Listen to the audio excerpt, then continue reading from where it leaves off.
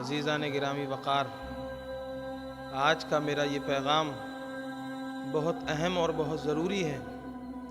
وہ اس لیے کہ انسان اپنی خوبصورتی کے لیے، اپنے چہرے پہ نکھار لانے کے لیے عجیب عجیب طرح کی کریمیں اور ٹیوب وغیرہ استعمال کرتا ہے۔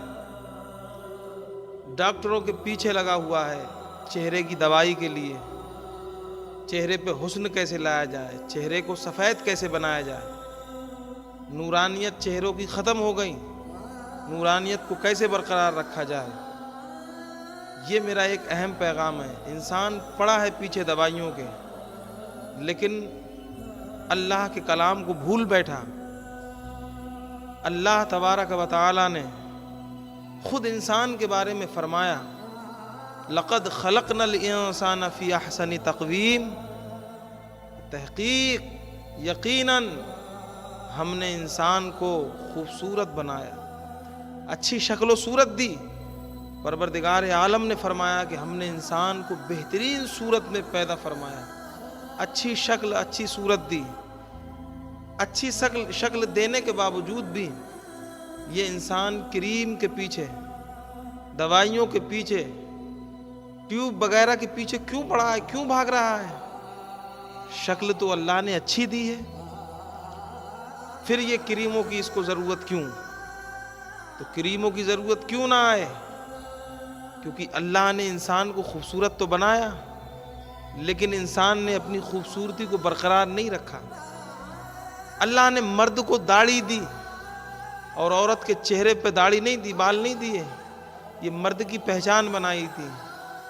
ایک تو مرد نے داڑھی کو اپنی ختم کر دیا، خوبصورتی کا ایک ذریعہ یہ ختم کر دیا کہ ایک داڑھی والے کو دیکھو اور بغیر داڑھی والے کو دیکھو، اور پھر دونوں کو سامنے رکھو اور پھر سینے پہ ہاتھ رکھ کے بتاؤ کہ داڑھی والا خوبصورت ہے یا غیر داڑھی والا۔ یقیناً آپ کو کہنا پڑے گا کہ جس کے چہرے پہ نور مصطفیٰ ہے، یہ داڑھی کے چاہے چند بال کیوں نہ ہو، اس کا چہرہ بغیر داڑھی والے سے کہیں زیادہ چمکدار ہوتا ہے۔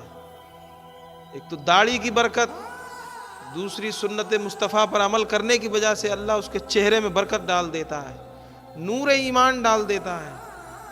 اور فرق یہ بھی ہے کہ اللہ نے تو انسان کو خوبصورت بنایا ہے، اچھی صورت میں بنایا۔ اللہ سے زیادہ سچا کلام کس کا ہو سکتا ہے؟ کسی کا نہیں۔ اللہ نے انسان کو سب سے خوبصورت بنایا، لیکن انسان پھر بھی کریموں کے پیچھے کیوں بھاگ رہا ہے؟ اسے کیوں لگ رہا ہے کہ میرے چہرے پہ نحوست جھلک رہی ہے، مجھے گورا ہونا چاہیے، میرے چہرے پہ نورانیت ہونا چاہیے؟ اسے کیوں یہ ضرورت پیش آئی؟ علماء کو دیکھو، کوئی عالم دین کسی کریم کے پیچھے نہیں بھاگتا، اسے گورے ہونے کا کوئی شوق نہیں۔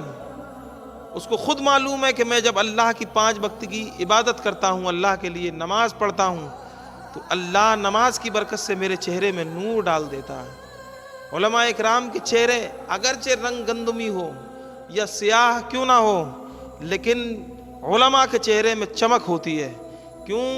کیونکہ وہ شریعت پر عمل کرتے ہیں، گناہوں سے بچے ہوئے ہوتے ہیں، نماز کی پابندی کرتے ہیں، ان کے چہرے پر نور ہوتا ہے، نور جھلکتا ہے۔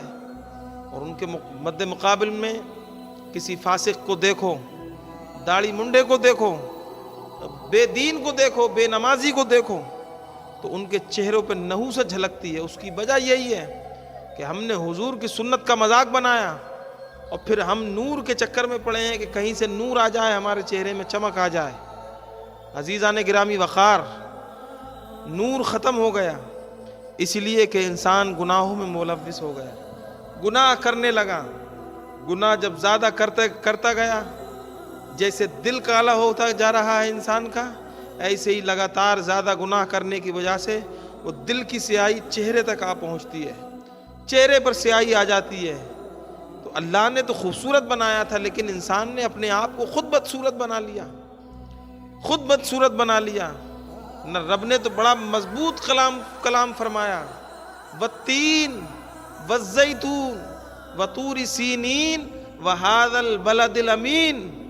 کئی قسمیں اللہ نے فرمائیں، شہر مکہ کی قسم، انجیر کی قسم، زیتون کی قسم، तूर सीना की कसम, कई कस्में खाने के बाद में रब ताला ने फरमाया लक़द खलक़नल इंसान फ़ी अहसनि तक़वीम, हमने इंसान को खूबसूरत शक्ल में बनाया, अच्छी सूरत दी, अच्छी शक्ल दी।